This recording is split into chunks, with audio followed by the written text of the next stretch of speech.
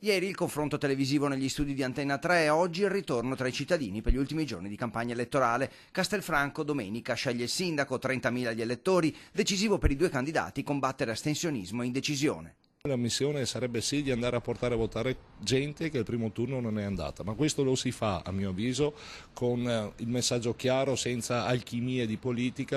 Molte persone che non hanno votato al primo turno, poi tutte le persone che ci hanno votato con la prima tornata devono tornare. Ho visto molto interesse. Tra i temi che dividono maggiormente c'è l'ospedale. Il centro-sinistra accusa la Giunta di aver accettato il progetto regionale di ristrutturazione senza opporsi.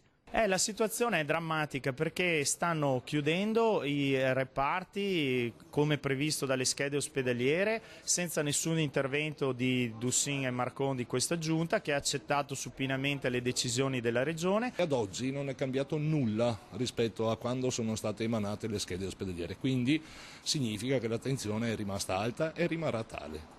Quanto all'attualità, sui profughi entrambi arrivano alla stessa conclusione. La conclusione è la stessa, tuttavia il percorso di ragionamento è molto diverso. Noi riteniamo che l'emergenza dei profughi che chiedono asilo politico per motivi di guerra umanitari sia un problema da Nazioni Unite, di Europa, di Italia, non certo del singolo sindaco. Sono sempre stato chiaro, a Castelfranco Veneto non ne abbiamo mai accolto e non ne accoglieremo. Ho visto da parte di Claudio un po' cambio di rotta dall'ultimo mese e mezzo a questa parte, non ne capisco la ragione, però se converge nella linea del sottoscritto la cosa mi fa piacere.